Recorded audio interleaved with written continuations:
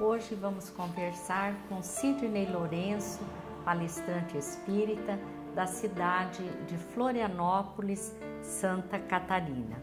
Após a nossa entrevista, nós teremos a mensagem do Momento Espírita. Olá, Sidney, é uma alegria muito grande ter você no programa hoje. Ok, obrigado mais uma vez estar aqui com vocês. Nós estamos comemorando 150 anos de o livro A Gênese, obra básica do Espiritismo. A integração das ciências humanas na Gênese? Sim, é interessante verificar o seguinte, que cada capítulo da primeira parte, que Allan Kardec pôde muito bem colocar, ele vai ali, cada parte dela tem a ver com as ciências que existem hoje na humanidade. Embora as ciências elas estão distanciadas, não falam diretamente desses assuntos, mas ela não trata diretamente dos assuntos na doutrina espírita, mas elas têm a ver com o conteúdo. Vamos dar um exemplo ali do capítulo 2 sobre o bem e o mal. A sociologia está ali incluída, a psicologia está incluída. Porque quando você estuda sobre o bem e o mal, a origem do mal, por que o indivíduo tem essas características do mal, e hoje nós temos aí uma série de indivíduos em comportamentos patológicos difíceis, agressividade, por exemplo. Nós temos aí essas agressividades aí em relação à mulher, que está acontecendo muito, desencadeando um comportamento violento. Então, quando se estuda esse capítulo sobre o bem e o mal, vai ver que a origem desse desequilíbrio é o próprio indivíduo, pelas suas experiências anteriores, voltado pelo processo egóico ainda, ele supervaloriza a sua capacidade de domínio para o outro. E como ainda está naquele pensamento, aquela estrutura da barbárie, o comportamento dele é agressivo, o comportamento dele é de tirar a vida. Depois ele pode até se arrepender, mas naquele momento a agressividade chega a um ponto.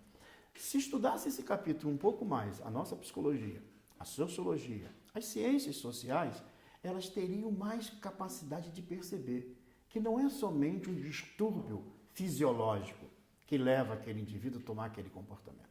Há um componente espiritual, há um processo obsessivo que interage nesse comportamento. Então, só por aí dá para a gente ter uma ideia que quanto mais a gente aprofunda o conhecimento da doutrina espírita, nós vamos colaborar com o conhecimento, ampliar o conhecimento das ciências que existem hoje de uma forma geral.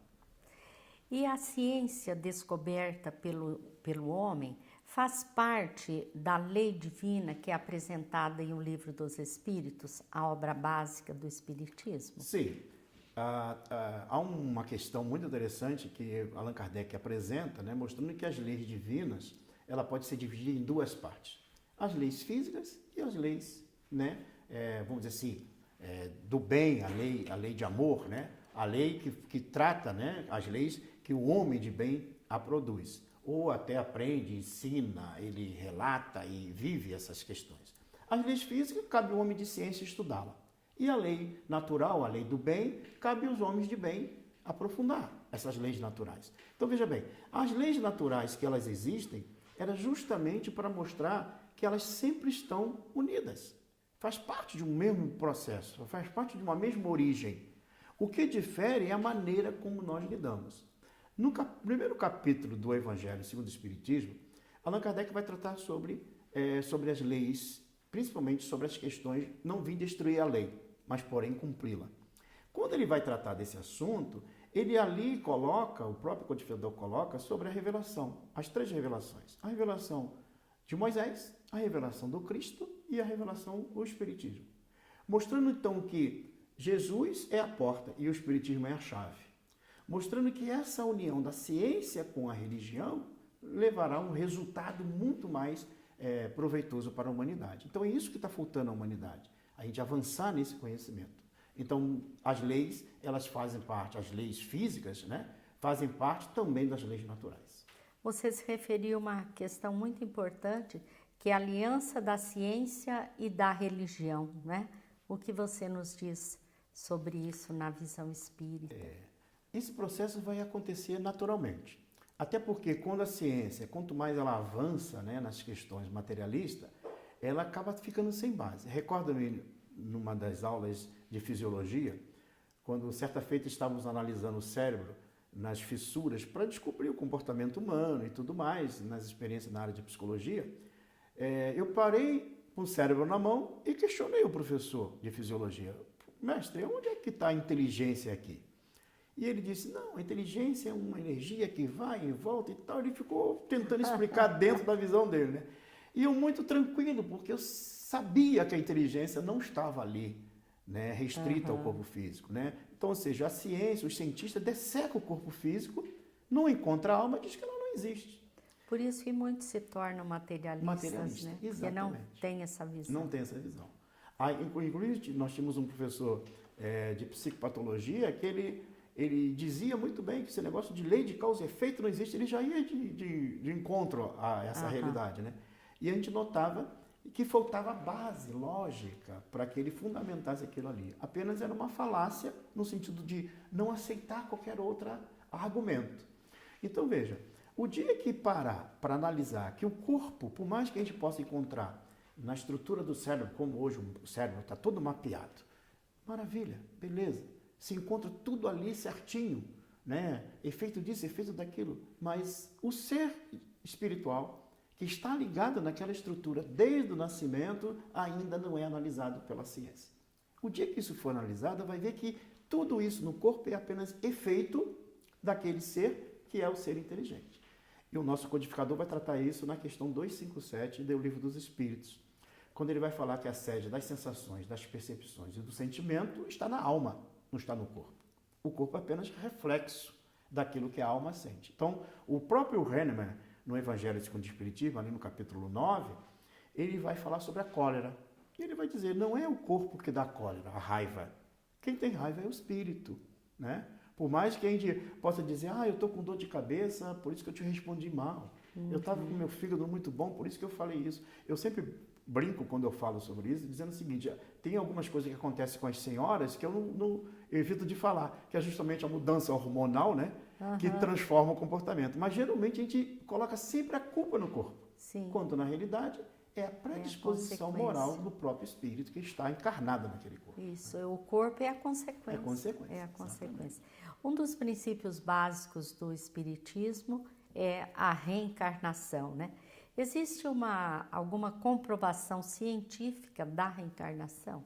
Bom, nós temos aqui no Brasil um trabalho gigantesco do nosso querido Hernani Guimarães, que ele fez um trabalho, inclusive Reencarnação no Brasil, uma obra que ele publicou. Hoje ele já está no plano espiritual.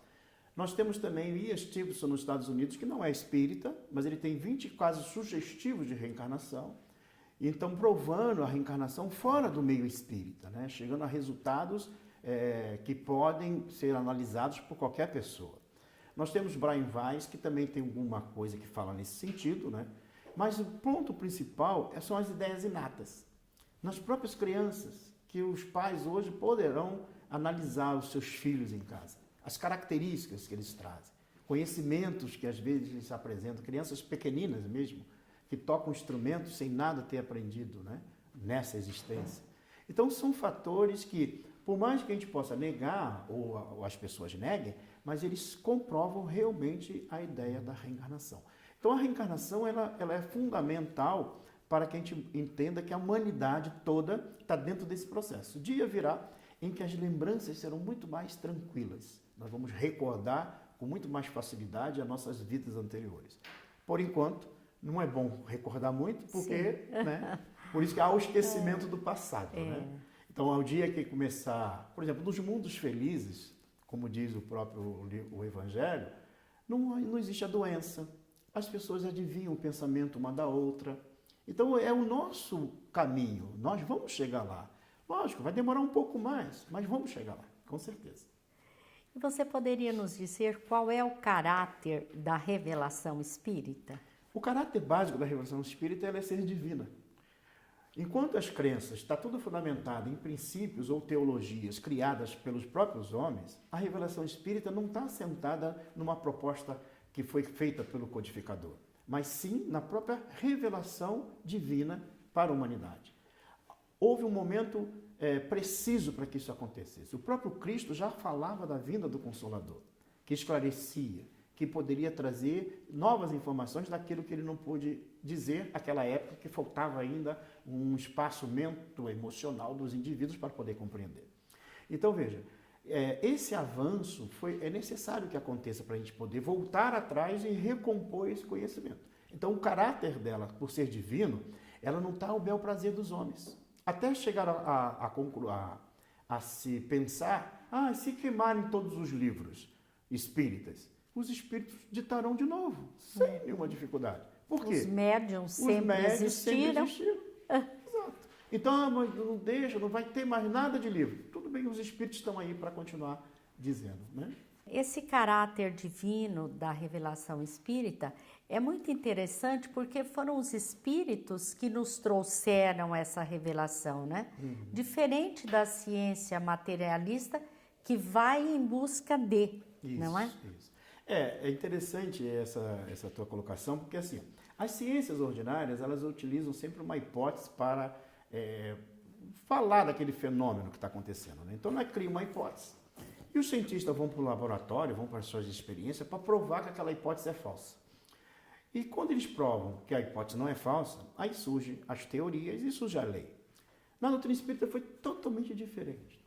Allan Kardec, quando ele começou a ter o trato com as mesas girantes, que era um fenômeno até voltado dentro do princípio do magnetismo, que apresentava uma forma sendo explicada pelo magnetismo, até então que ele também se tornara conhecedor do magnetismo, simplesmente era explicado pelo magnetismo, o movimento para lá, para cá, circular e tudo mais. Mas quando esse movimento começou a denotar uma certa inteligência, uma certa vontade própria, os próprios experimentadores naquela época questionaram, perguntaram, né, tentaram entender aquilo ali.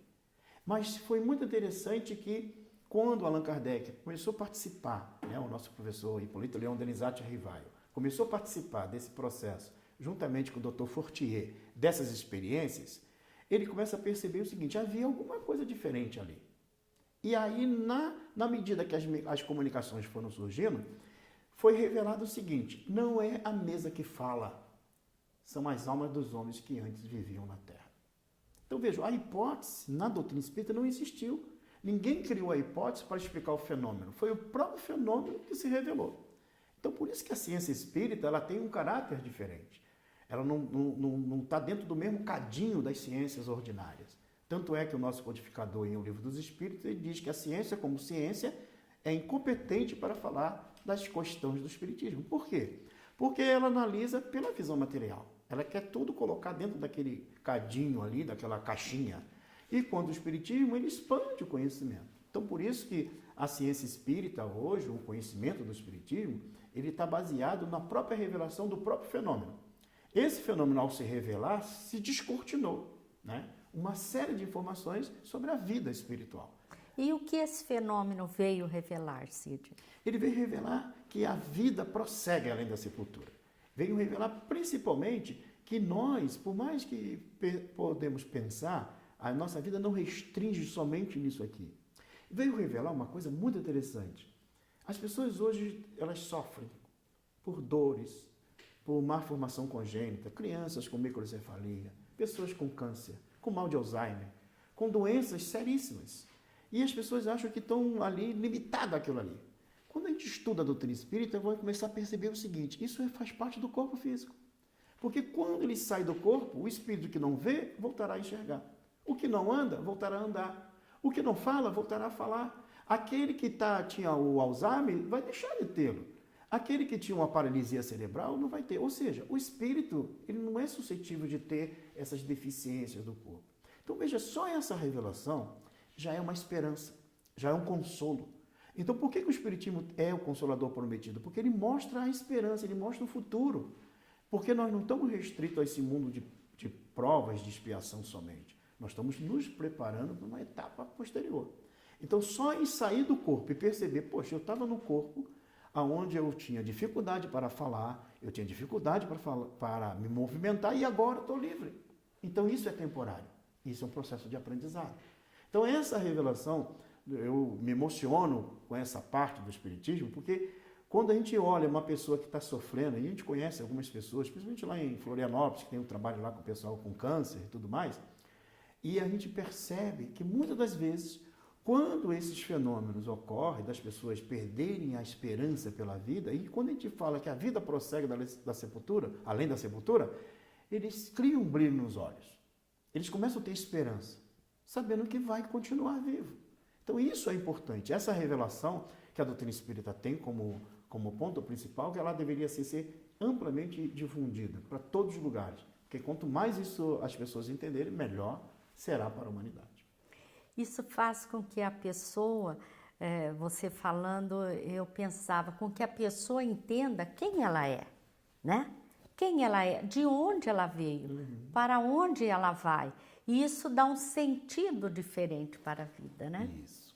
Esse sentido ele é importante porque assim, ó, quando eu começo a me perceber como espírito imortal, mesmo estando aqui na matéria, eu já vou tendo mais cuidado com o que eu falo, com o que eu penso, da maneira como eu vejo as coisas.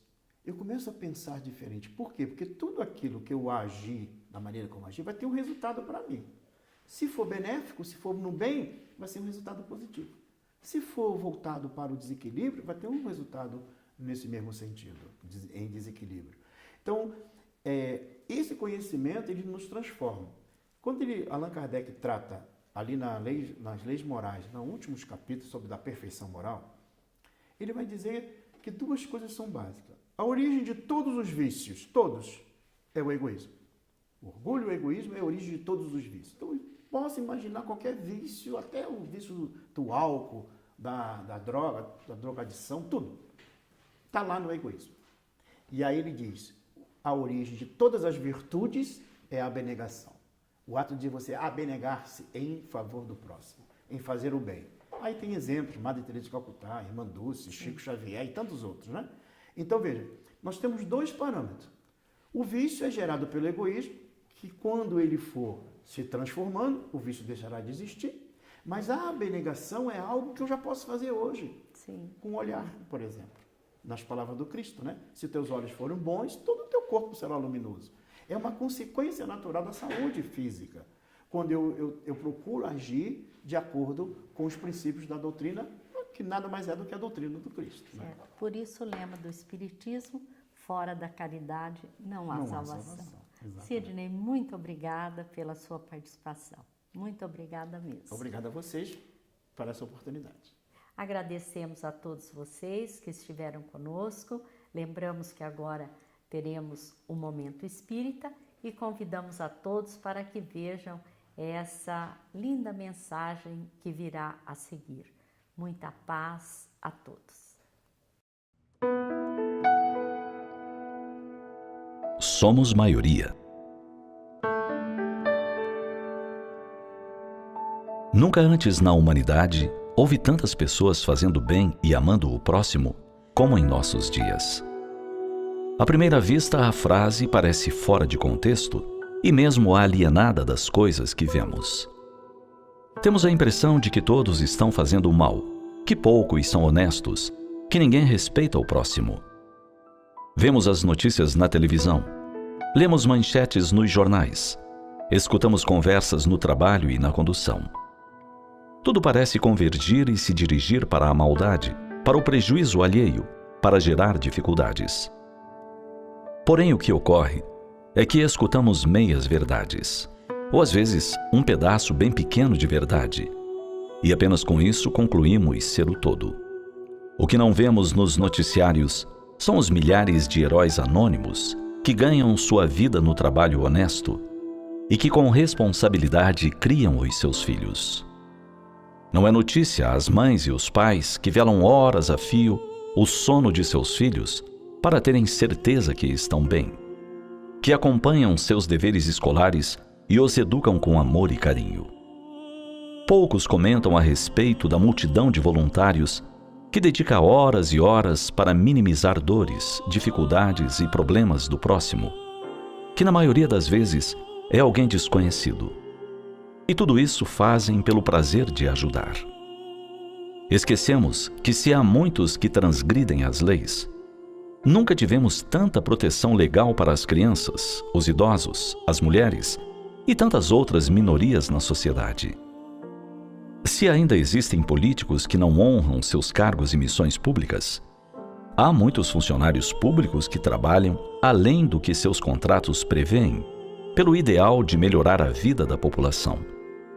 São inúmeros os pesquisadores e cientistas que dedicam suas vidas para solucionar problemas, encurtar distâncias, salvar vidas, oferecer conforto e bem-estar a todos.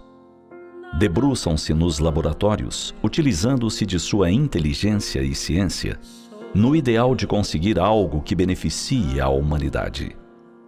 Esquecemos que incontáveis são os médicos, professores, ou ainda garis e pedreiros, que cumprem muito mais que sua missão e seu dever profissional. São muitos aqueles que se doam generosamente, que oferecem o melhor que possuem, para também contribuir por um mundo melhor. Há muito mais pessoas honestas que desonestos no mundo. Há muito mais bondade que maldade no coração da maioria de nós. Há muito mais pessoas fazendo o bem do que prejudicando.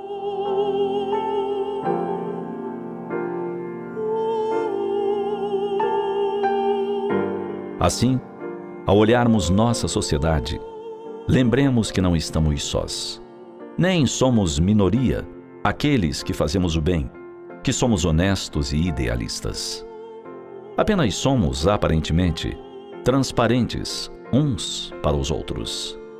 Não nos vemos, porém, estamos todos agindo para que os dias, um após o outro, tornem-se melhores e mais felizes. Dessa forma, não devemos jamais desistir do nosso ideal. Ao nos imaginarmos sozinhos, basta que olhemos para o lado e logo perceberemos que somos uma grande maioria, uma multidão mesmo, aqueles que semeamos o bem, a justiça e a paz nas estradas da vida.